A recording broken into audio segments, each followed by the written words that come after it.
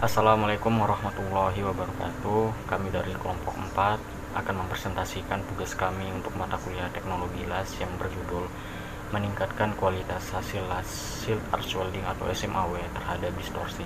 Sebelumnya izinkan kami semua memperkenalkan diri. Saya Arya Mafijaya, NIM 09171016. Kita masuk ke latar belakang mengapa kami mengambil contoh kasus ini. Jadi sebelumnya kita harus mengetahui terlebih dahulu apa itu pengelasan.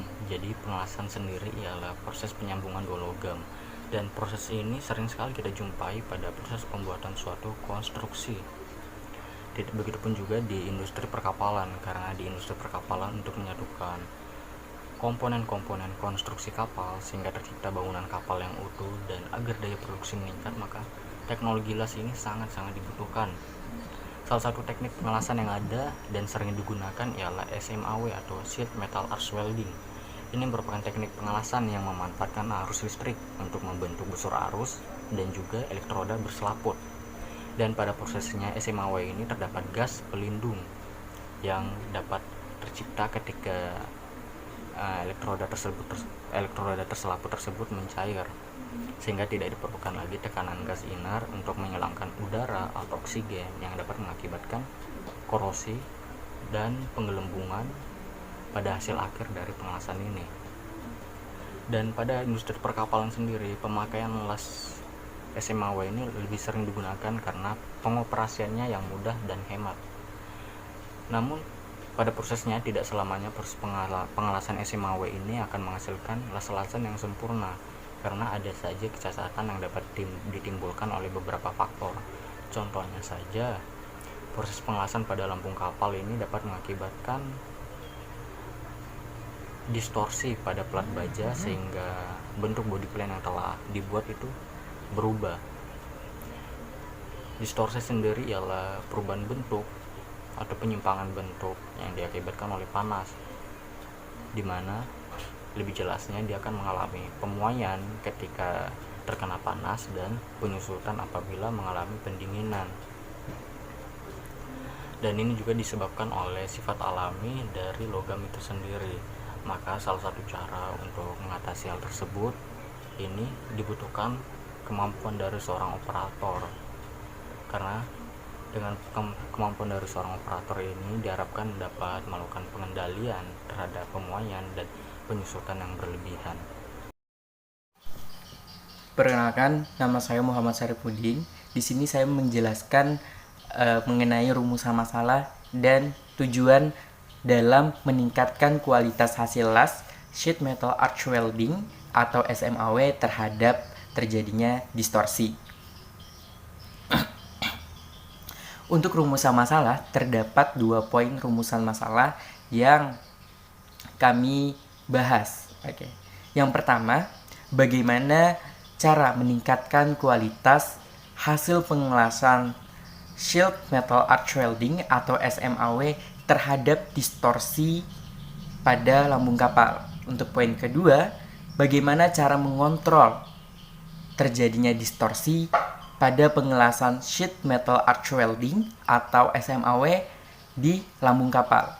Ini adalah 2 rumusan masalah yang terdapat yang harus kita selesaikan dalam bentuk solusi yang akan ditawarkan pada slide berikutnya.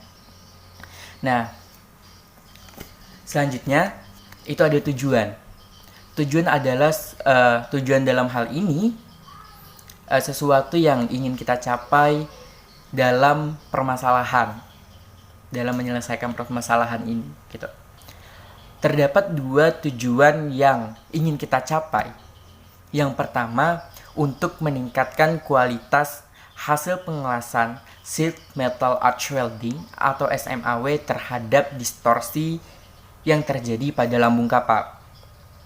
Untuk tujuan pada poin kedua, untuk mengontrol terjadinya distorsi pengelas yang terjadi pada pengelasan Sheet Metal Arch Welding atau SMAW di lambung kapal. Nah, dalam rumusan masalah dan tujuan ini bakalan kita selesaikan dan bakalan kita cari solusi, bakalan kita bahas selanjutnya pada slide solusi. Nah, jadi buat teman-teman harap tetap fokus dalam presentasi kali ini. Oke?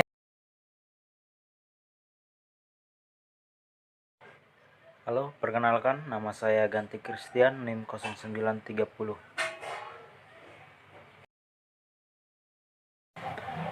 Selanjutnya adalah solusi. Adapun solusi, terkait hal ini kami telah menganalisis dan mengkaji buku SMK Teknik Kelas. Dalam buku tersebut, kita telah menemukan solusi yang tepat untuk mengurangi dampak dari distorsi itu sendiri. Ada beberapa langkah untuk mengontrol pengaruh perubahan bentuk distorsi tersebut sewaktu dalam meliputi pengelasan, yaitu sebelum pengelasan, sewaktu pengelasan, dan sesudah pengelasan. Selanjutnya adalah teknik mengontrol distorsi sebelum pengelasan. A. Perencanaan yang baik. Perencanaan kampu yang baik adalah panjang jarak minimum yang tepat dari kampu untuk menghindari terlalu banyaknya pengelasan, seperti contoh pada gambar tersebut. Saya Misbol Faris Basri, NIM 09171044. Poin B. Pengelasan catat. Las catat adalah pengelasan dengan jumlah sedikit, yang merupakan titik-titik yang berfungsi seperti klem. Jumlah dan ukuran dari titik-titik pengelasan yang diperlukan untuk mempertahankan kelurusan adalah sangat tergantung pada jenis dan tebal bahan. Teknik pengelasan catat yang benar akan mempertahankan bahan sewaktu pengelasan. Langkah pengelasan catat dapat diperhatikan pada gambar berikut, yakni berselang-seling. Poin C. Alat bantu atau jigs dan fixture. Alat bantu ini digunakan untuk mempertahankan kelurusan bahan sebelum dan selama pengelasan. Bentuk alat bantu ini sangat tergantung pada bentuk bahan yang dilas. Poin D. Pengaturan letak bahan atau presetting. Pengaturan letak bahan yang akan dilas dapat dilakukan dengan cara mengganjal atau menahan untuk mengatasi kontraksi pada waktu pengelasan. Sangat tergantung pada pengalaman dan pengetahuan operator untuk mendapatkannya atau menempatkannya secara tepat. Perkenalkan, nama saya Ade Putri Rizky Aulia, NIM 09171004.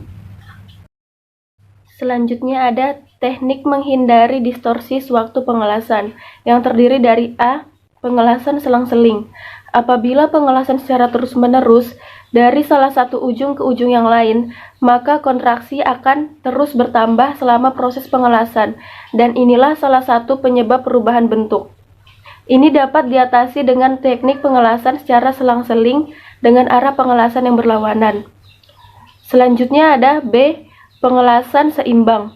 Pengelasan seimbang ini adalah suatu proses pengelasan untuk menyeimbangkan panas ke bidang pengelasan.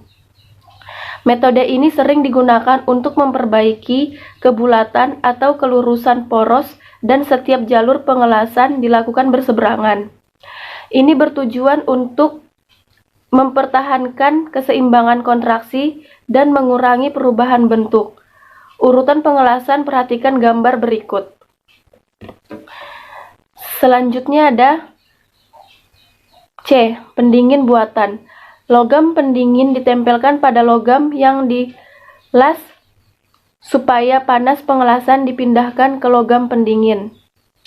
Logam pendingin biasanya dari tembaga atau perunggu. Selama pengelasan, logam pendingin akan menyerap panas dari benda kerja. Metode ini cocok untuk pengelasan pelat tipis karena akan mengalami perubahan bentuk yang besar atau akan mudah cair jika tidak didinginkan dengan bahan atau logam pendingin. Oke, sebelumnya perkenalkan nama saya Yogi Effendi, NIM 0966 dari kelompok 4. Di sini saya akan melanjutkan penjelasan dari teman saya mengenai teknik mengatasi perubahan bentuk akibat proses pengelasan.